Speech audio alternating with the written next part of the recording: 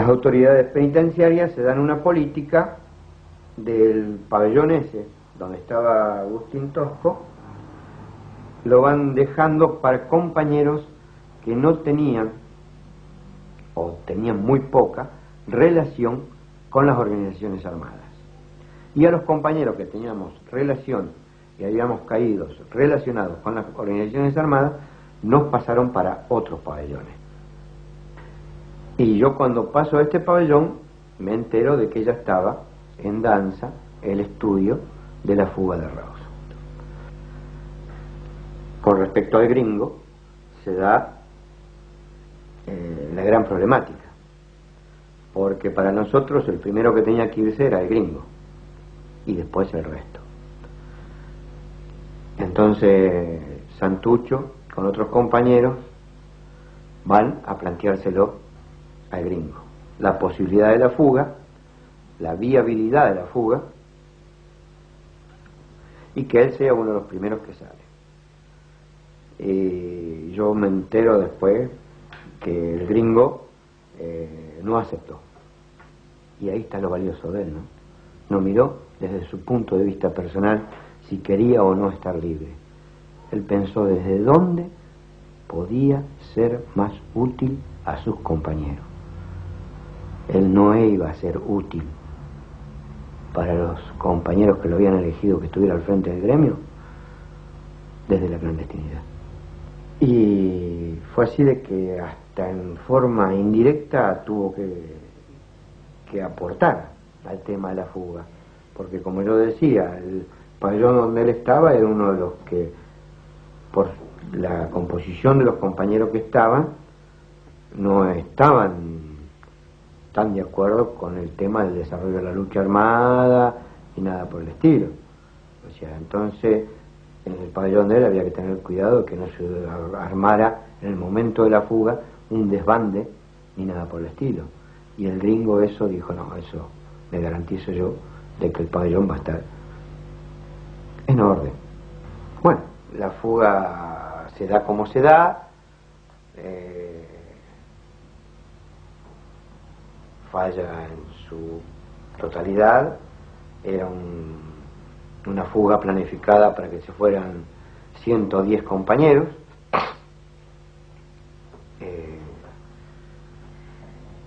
Por eso es que iban a quedar muy poquitos presos y por eso es que se temía por la vida de los que quedaran, pero nos quedamos muchos más.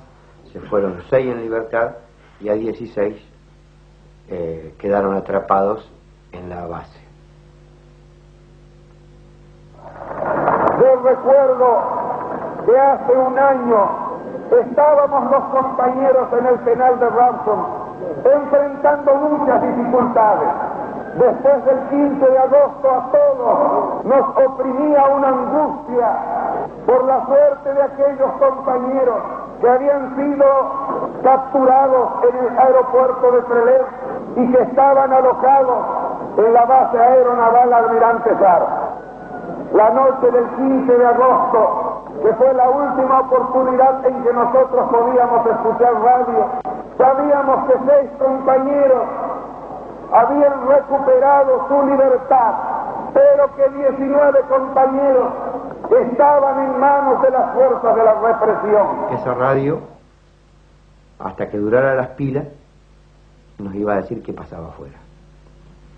Y entre todo lo que nos dijo que el 22 de agosto habían fusilado a 16 compañeros.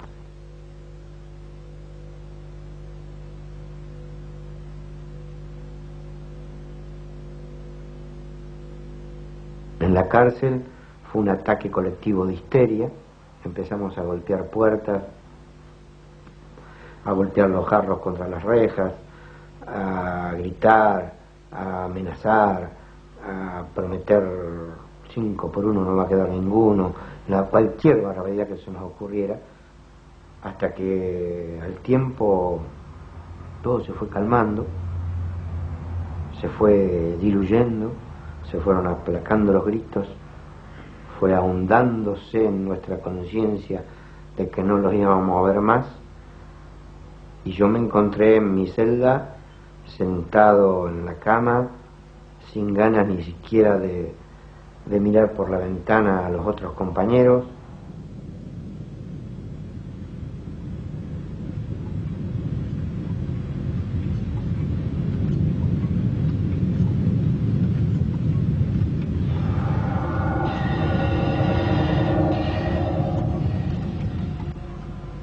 Y de a poquito alguien por la ventana empezó: compañeros, compañeros, compañeros, compañeros, los quiero escuchar, compañeros, no se caigan, compañeros, no se caigan, porque si ustedes se caen, ellos están muertos, pero está en ustedes el que los haga vivir. Y esa tonadita cordobesa fue la de Gringo Tosco, que estuvo 20 minutos arengándonos y diciéndonos que salgamos. Y ahí es cuando salimos todos de nuestro encierro, y ahí yo creo que fue por primera vez que se empezó a mencionar cada uno de los nombres de nuestros compañeros, y todo el conjunto gritaba: presente. Y él ahí me enseñó algo muy grande,